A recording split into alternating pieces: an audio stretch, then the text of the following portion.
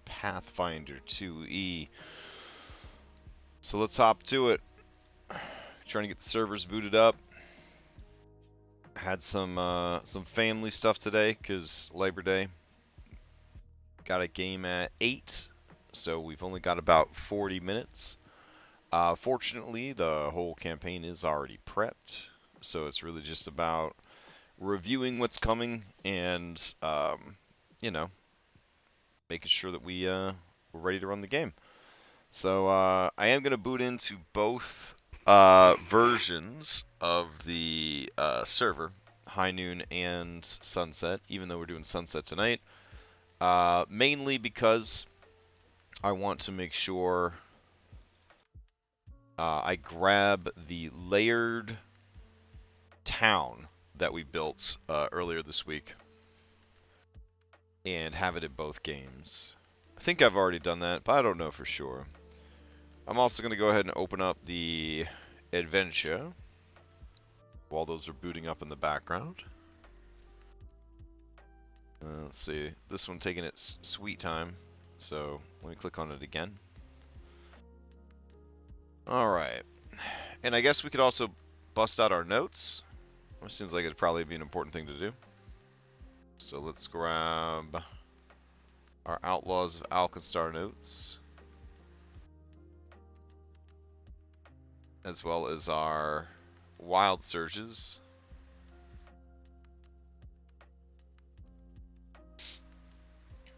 Okay, getting all that stuff opened up. All right. Let's see if there were any reloads we have to do. Doesn't look like it. Sunset is the game we're playing tonight. Let me see. Let's make sure that we have town locales. We do. Excellent. So we probably don't need to steal it from the other game because it's already here. What do we got? Sequencer. I don't see levels here. So I think we have to turn levels on. Good thing we checked. Manage modules. Levels. Yeah, levels ain't turned on. So hopefully we didn't break the map. I think it just wasn't going to work properly. But we'll see. Let's see over here. These guys are mid bank robbery, so they're doing fine. And let's see. Get that refreshed to make sure levels is working.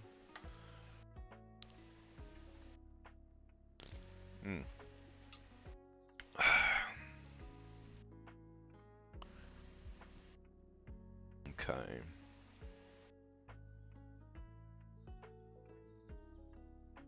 So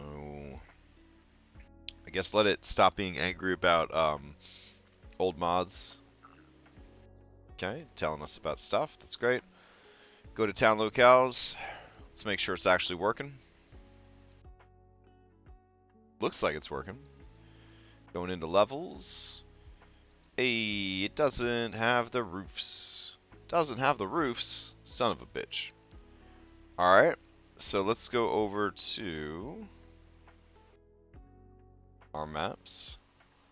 Scroll on down to town locales.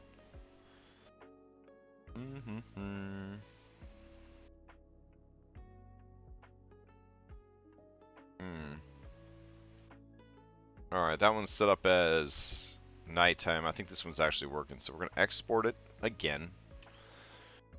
Go over here and we'll import it. Glad we double checked.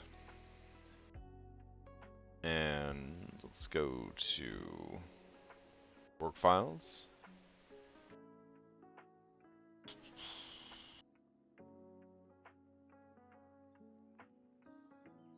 Import. Hey, why is it not working?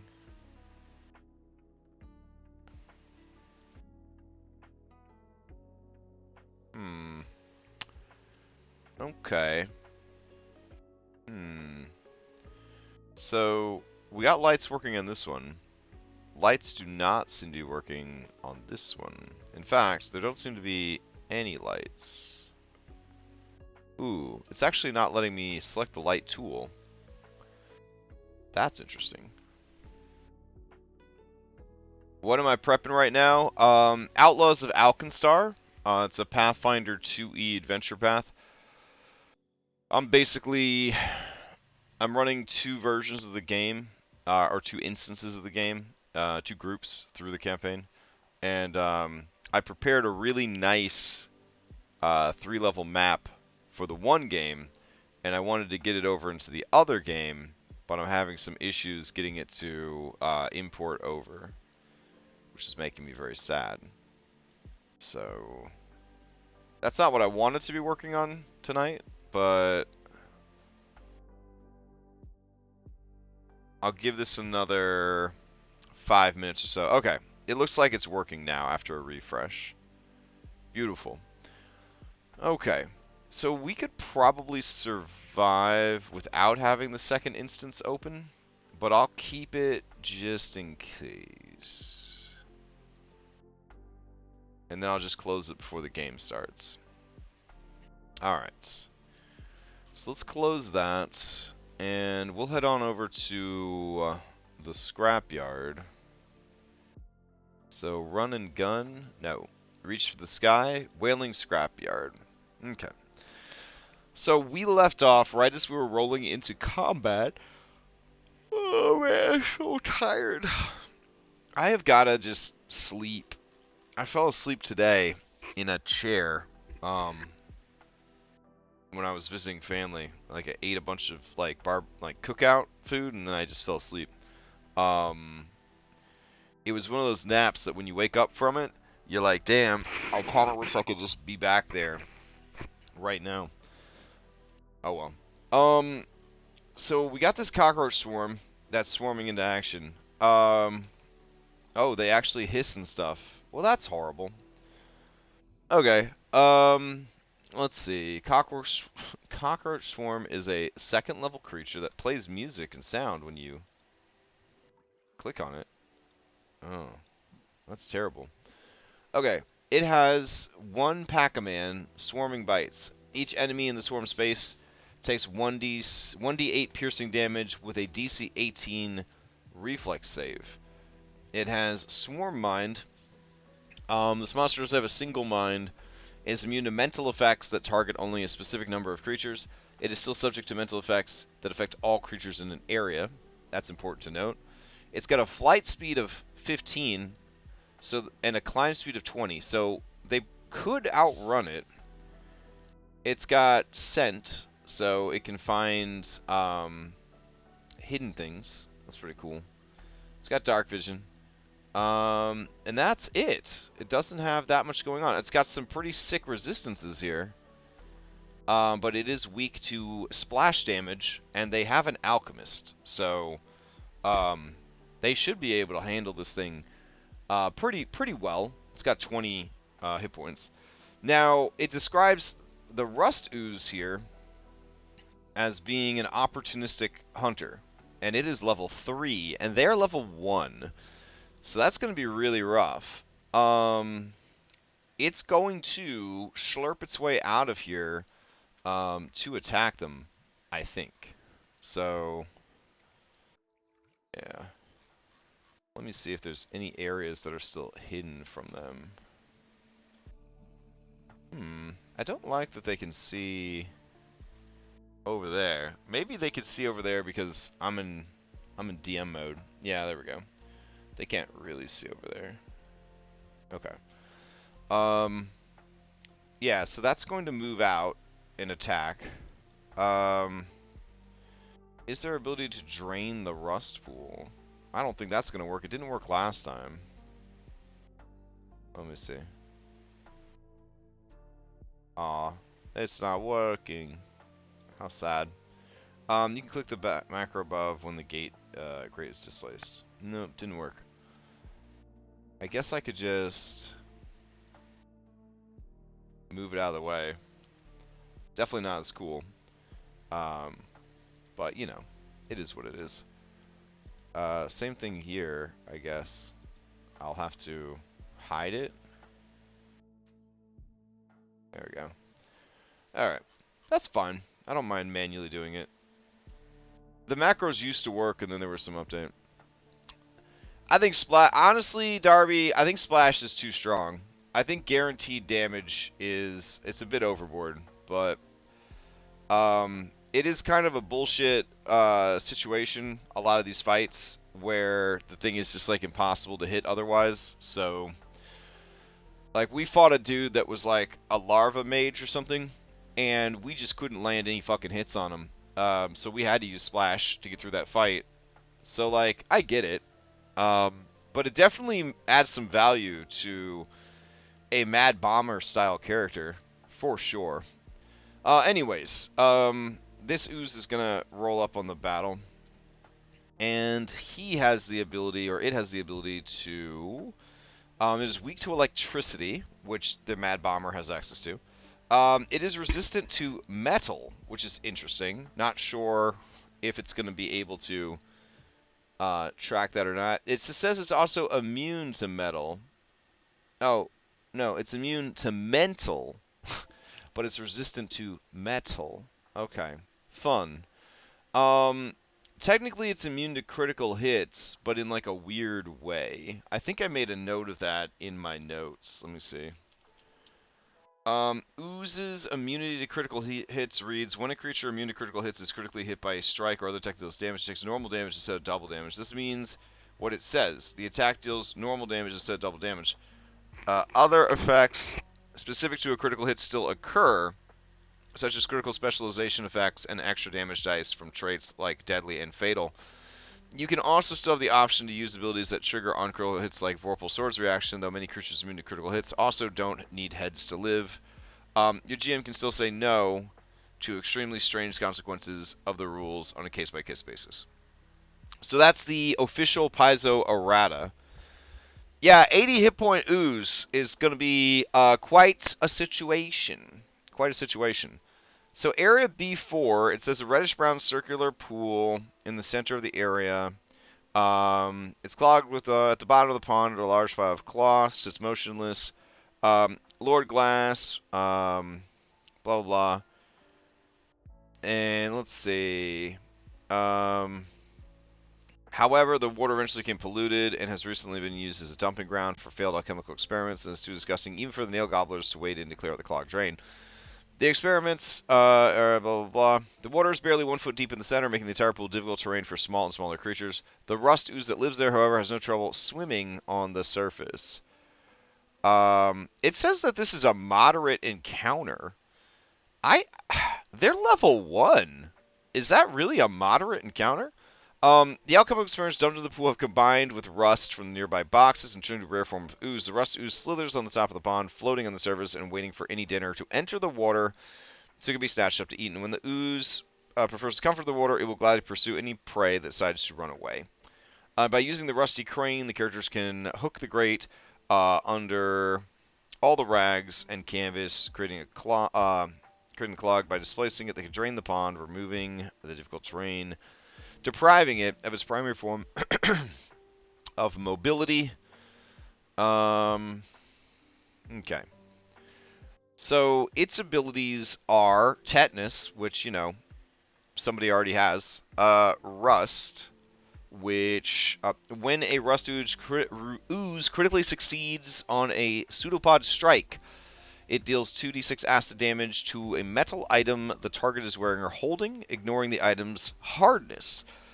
If a creature uses the shield block reaction with a metal shield against a Rust Ooze's pseudopod attack, the shield is automatically broken, but no other item is rusted. Motion sense 60 feet. Rust Ooze can sense nearby creatures through vibration and air or water movement. Mental resistance, it has metal resistance. It has resistance 5 to metal weapons. Corrode weapon is a reaction. It deals 2d6 acid damage to the item, ignoring its hardness. So, we need to look up Pathfinder 2e weapon hardness? Question mark?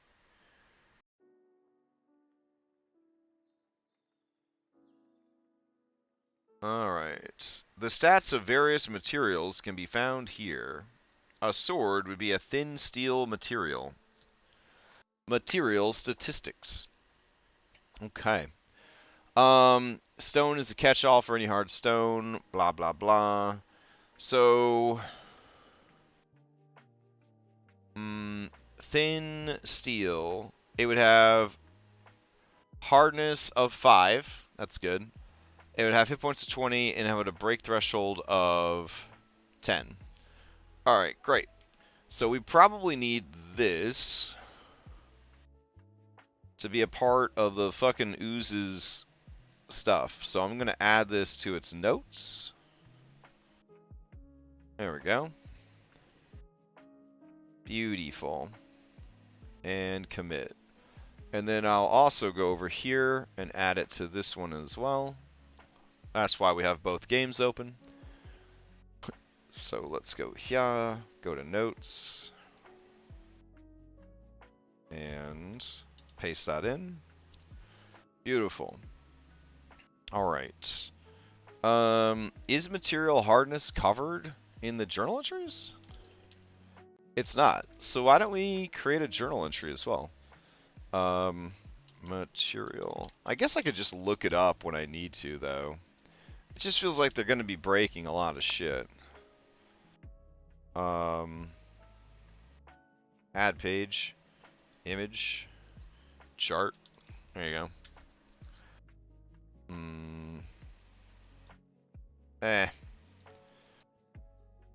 It's fine. We'll just look it up when we need it. I don't want to junk this up with a bunch of extra journal entries when we already have probably way too many, because this is a box adventure. It is slow, so they could run from it, and they should land a lot of crits. Absolutely. Its speed is... No, wait. It's 15 on land. It's 30 in the water. So it's going to zoom up to them, and then it's going to move pretty slow. Its strike is plus 11. Oh my god. Okay. But the pseudopod doesn't do anything besides just cause tetanus. Alright. Tetanus can produce... So they gotta make a fort save against tetanus every time they get hit. It's fucking awesome. Does it have any loot? Nope. It's worthless. Alright, cool. So, they make it past that, and they get to this Gerblin, Monsi. Alright. Monsi, we're just going to give you a regular goblin voice, because I don't know what a regular goblin voice is. We're going to give you a regular goblin voice. You are Mercantile Lore, Diplomacy, Deception, Performance, and Society. Wow, you've got a pretty sweet character sheet for a -1. Holy shit. Okay. Wow. You got a crossbow, appraising eye. The merchant can use mercantile lore to recall knowledge about items. Damn. Okay. We should just be using Monsi for, like... How bad is tetanus? It's not too bad. It's not too bad. Let's see. So, an infection introduced through open wounds, tetanus can produce stiffness, muscle spasms strong enough to break bones, and ultimately death. It takes 10 days for the onset. So you have 10 days to deal with the tetanus before it starts taking you out. And then you get another week, but then after that week, it starts to get real bad and you die. Yeah, so it's like enough to scare, low-level people in a non-magical setting, but I don't think it's going to be the end of the world. So, yeah. Let's see, can we move this shit out of the way? We can. Lovely.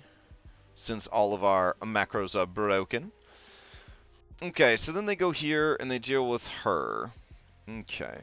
According to Steel Crates... a massive 20-foot square steel-walled cube blocks the way. Bits of rust have pitted the bottom of the crate, causing it to have crumbled away from large holes in the bottom. The holes are large enough to see the inside is empty. A 3-foot wide metal loop on the top of the crate allows for easier handling of the metal cube. However, the original housing of the crate is long gone. The steel box now only serves to block the passage to the east, preventing the gnolls from easily reaching the nail gobbler camp. Climbing the crate is a DC 30 athletics check, which is nigh impossible at this level.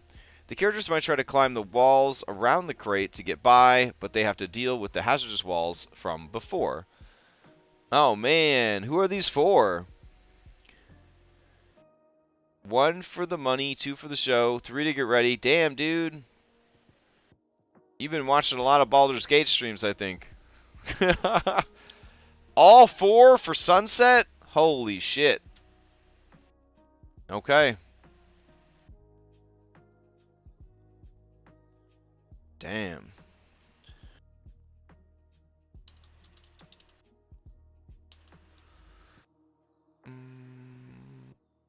I will post it up.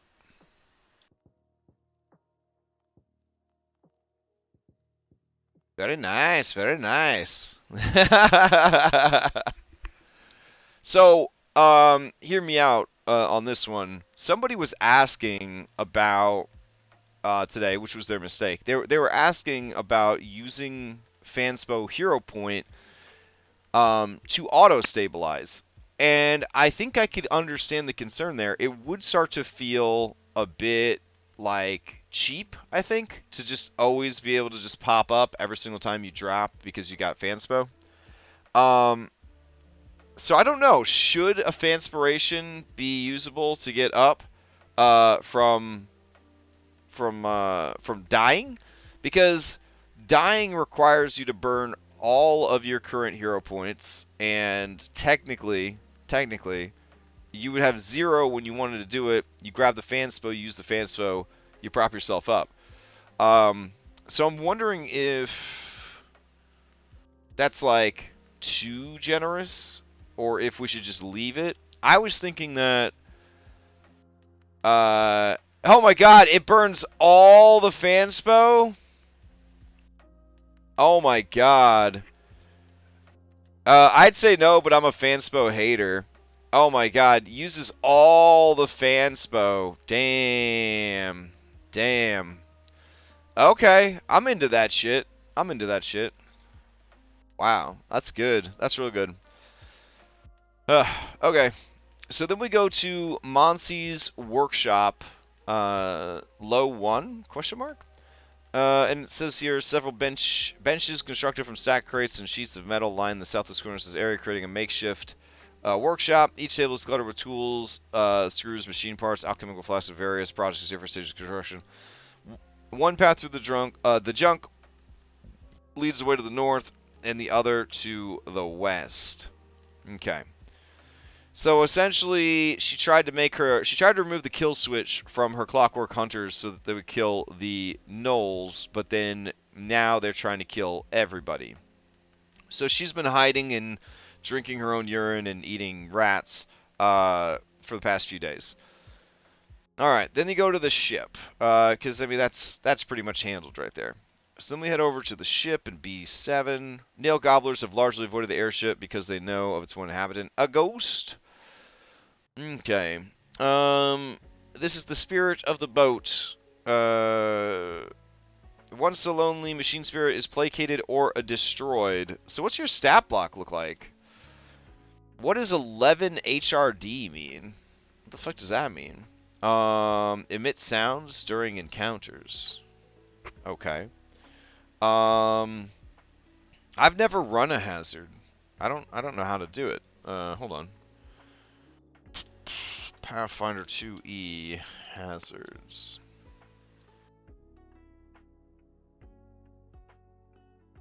Okay. Click here for the full rules for fucking hazards. Alright.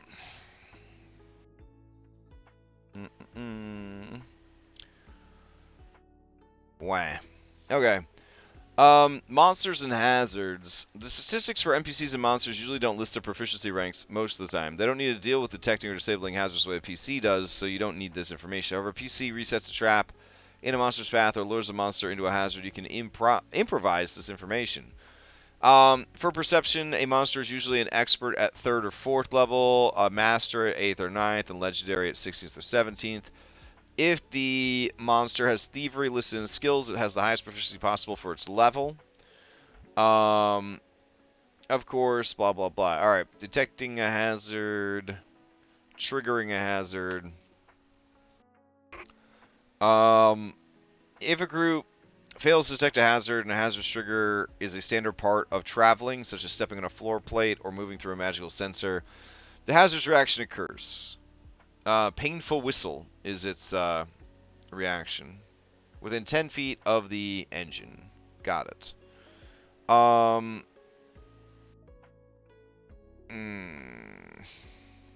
Hazards that would be triggered only when someone directly manipulates the environment by opening a door, for example. Use the reactions only if the PC explicitly takes that action. Most hazards have reactions that occur when triggered. For simple hazards, the reaction is the entirety of the hazard's effect. For complex hazards, the reaction may also cause the hazard to roll initiative, either starting a combat encounter or joining one already in progress.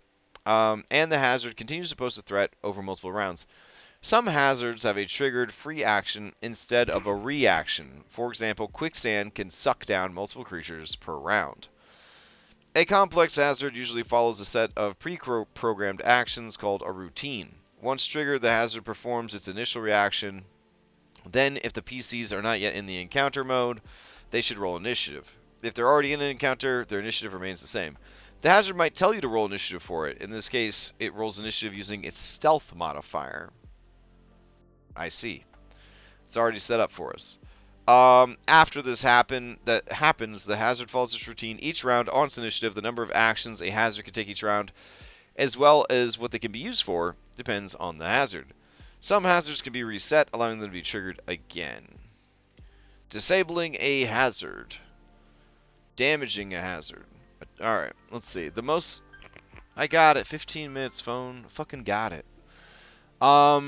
The most versatile method for deactivating traps is to disable a device action of the thievery skill, though most mechanical traps can also just be smashed. Magical traps can usually be counteracted.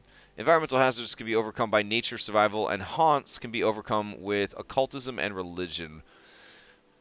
The specific skill and DC required to disable a hazard are listed in the hazard stat block, like using disable a device. Using these skills to disable a trap is a 2-action activity with the same degrees of success, though the activity might have different traits determined by the GM. As with detecting a hazard, disabling a hazard might require a character to have a certain proficiency rank in the listed skill. A character must first detect a hazard or have pointed it out to them to try to deactivate it. They can attempt to deactivate a hazard whether or not it has already been triggered, though some hazards no longer pose a danger once their reactions have occurred, specifically if there is no way for them to be reset. For most hazards, a successful check for the listed skill against the DC in the stat block disables the hazard without triggering it. Any other means of deactivating the hazard are included in the hazard stat block, as are any additional steps required to properly deactivate it. A critical failure on any roll to disable a hazard triggers it, including a critical failure on a roll to counteract a magical hazard. Some hazards require multiple successful checks to deactivate, typically because they have a particularly complicated component or have several discrete portions. For hazards with a complex component, a critical success on a check is 2 successes. Alright. Damaging a hazard. Rather than trying to disable a hazard, you can just smash it. Damaging a mechanical trap or other physical hazard works like damaging objects. The hazard reduces the damage it takes by its hardness in most cases. Hitting the hazard also triggers it, as explained in attacking a hazard below. The hazard's hit points are reduced to its broken threshold or lower. The hazard may become broken and can't be activated, though it can still be repaired. If it's reduced to 0, it is destroyed and cannot be repaired. Hazards AC, applicable saving throws, hardness, HP, BT are listed in their stat block. A hazard that doesn't list these statistics can't be affected by anything targeting that statistic. For example, a hazard that has HP but no BT can't be broken, but can still be destroyed. Hazards are immune to anything an object is immune to unless specifically noted otherwise, and they can't be targeted by anything that can't target objects. Some hazards may have additional immunities as well as resistances or weaknesses. Whoo! Okay.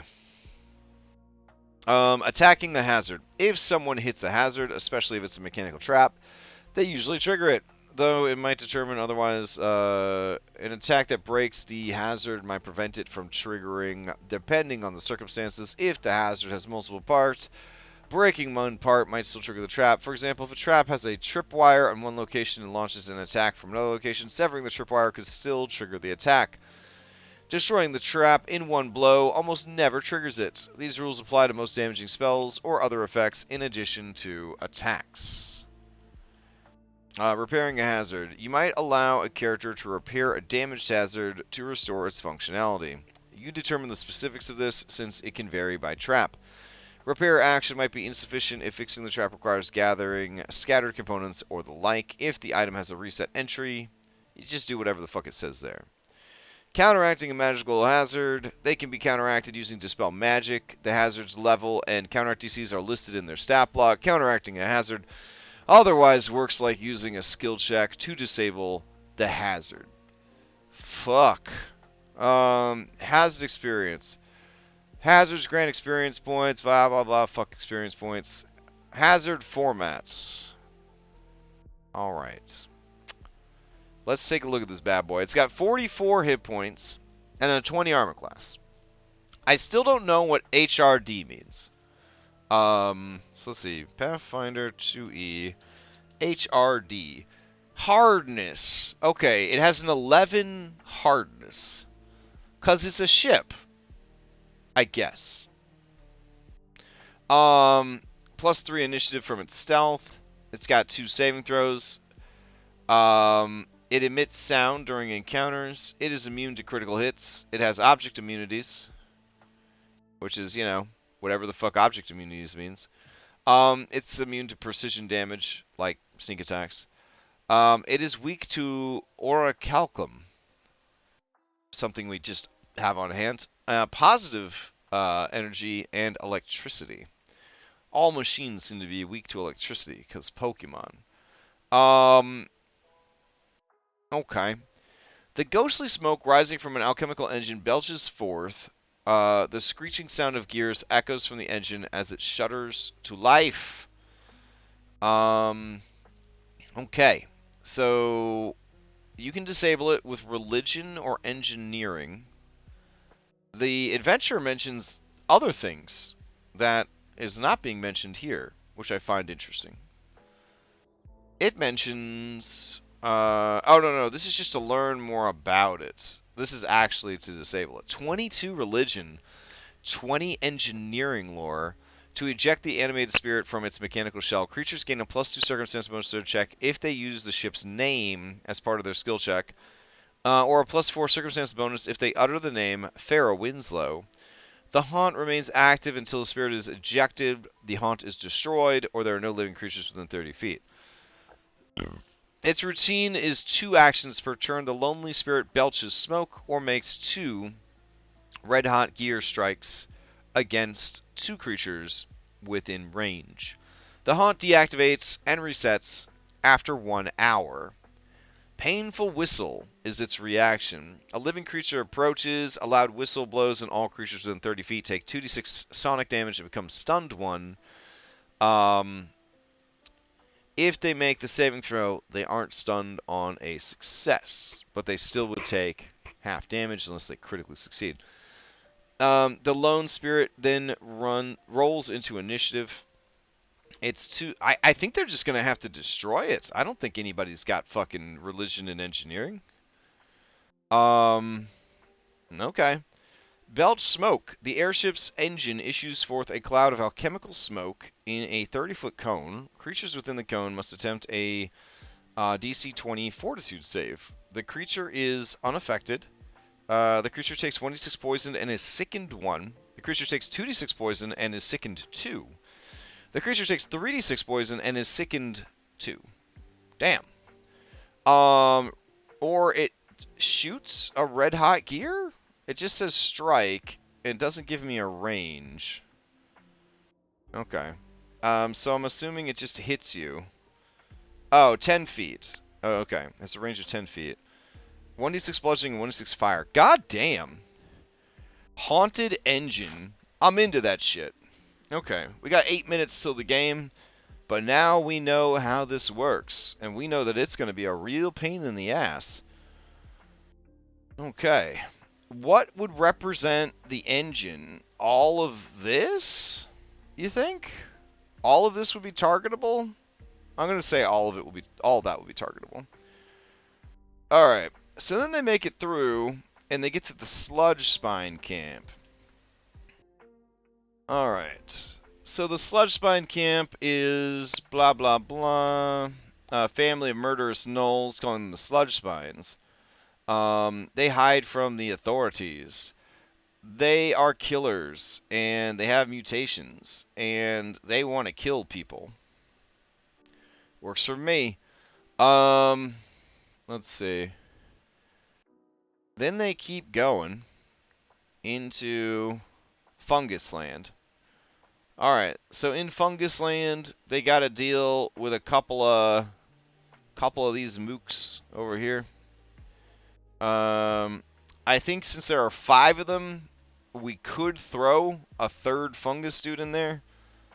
These fungus dudes should be like -1s. Yeah. So we'll throw a third fungus dude in there. Alright. And then they're also crazy. And then finally they get to the sewer entrance, and this bitch rolls out like, here I am, motherfuckers. And it's just her. She doesn't have any ads or anything, and she's only got 40, only has 40 health. That's a weird, like, end of the encounter. Like, the slime was, like, way tougher than this lady. Oh well. She do got bolas, though, which are really strong. Express meal. I don't even know if I want to read that. She makes a whip strike against one creature within reach. On a success, she pulls the target adjacent square. This is forced movement. She then strikes the pulled target with her jaws.